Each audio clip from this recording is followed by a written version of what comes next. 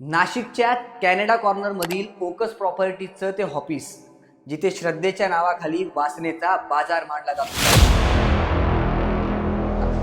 स्वयंघोषित देव बनलेला अशोक खरात आज गजाआड आहे.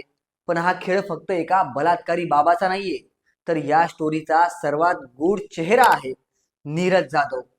नीरज अशोक खरातचा उजवा हात होता की त्याच्याच गळ्याला लागलेला फास तो पीडित महिलांचा तारणार आहे की स्वतःच एक मोठा ब्लॅकमेलर? आज आपण या प्रकरणाचं असं कोडं उलगडणार आहोत जे ऐकून तुमच्याही काळजाचा ठोका चुकेल. नमस्कार, मी शब्दयोद्धा सागर. तुम्ही पाहताय ऑफिशियल बाब.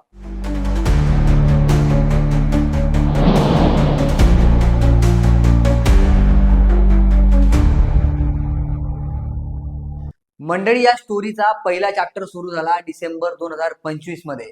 हो, डिसेंबर 2025 मध्ये अशोक खरातने वावी पोलीस ठाण्यात एक तक्रार दिली. तक्रार काय होती? तर त्याचाच ऑफिस बॉय नीरज जाधवने त्याच्याकडे 5 कोटींची मागणी केली होती. आरोप असा होता की नीरजने खरातच्या मोबाईल मधील काही खाजगी आणि अश्लील व्हिडिओ चोरले होते. खरातचा दावा होता की नीरज त्याला ब्लॅकमेल करतोय, पण तेव्हा कुणालाही कल्पना नव्हती की ज्या व्हिडिओबद्दल खरात बोलतोय ते व्हिडिओ नसून महिलांच्या आयुष्याशी खेळणाऱ्या एका राक्षसाचे पुरावे आहेत. पुढे हे प्रकरण शांत होतंय असं वाटत असतानाच 18 फेब्रुवारीला शिर्डीतून एक बातमी आली. एका विवाहित महिलेनं नीरज जाधव विरुद्ध गुन्हा दाखल केला. नीरजने त्या महिलेला तिचे मॉर्फ केलेले म्हणजेच एआयचा वापर करून बनवलेले अश्लील फोटो पाठवले होते आणि ते व्हायरल करण्याची धमकी दिली होती. आता पोलिसांसमोर प्रश्न होता की नीरज नेमकं काय करतोय? तो खरातचा पर्दाफाश करतोय की खरातच्या गुन्ह्यांच्या भांडवलावर स्वतःची दुकानदारी चालवतोय? या सर्वात अशोक खरातच्या अटकेबाबतही कारवाई सुरू झाली होती. खरातचे धाबे धनाडले होते. अशातच 18 मार्चचा दिवस उजाडला. नाशिक क्राईम ब्रांचने अशोक खरातला बेड्या ठोकल्या, त्याच्या ऑफिसवर धाड टाकली आणि जे हाती लागलं त्याने संपूर्ण महाराष्ट्र आदळून गेला. तब्बल 58 आक्षेपार्ह व्हिडिओ आणि महिलांवरील अमानुष अत्याचाराचे पुरावे. खरात अडकला, पण नीरज जाधव गायब होता. खरातच्या अटकेनंतर 2 दिवस नीरजचा पत्ता नव्हता, पण अखेर 20 मार्चला नीरज पोलिसांना शरण आला.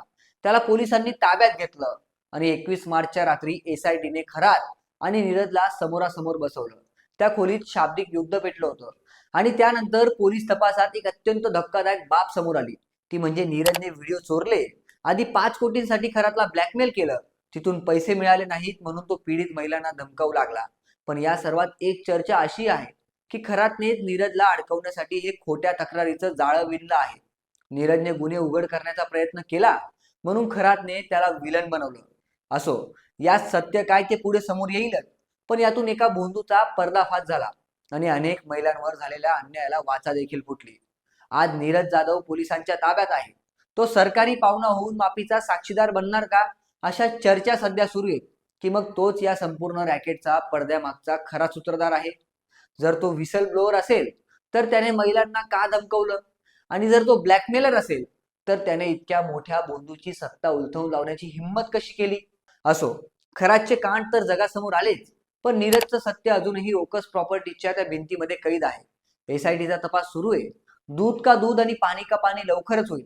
पण एक प्रश्न उरतोच की या अंधाऱ्या जगात कुणावर विश्वास ठेवायचा? तुम्हाला काय वाटतं? नीरज जाधव हा या प्रकरणाचा हिरो आहे की खरात इतकाच खतरनाक विलन? तुमच्या प्रतिक्रिया कमेंट्स मध्ये नक्की सांगा आणि ऑफिशियल बापला सबस्क्राईब केलं नसेल तर सबस्क्राईब करायला विसरू नका.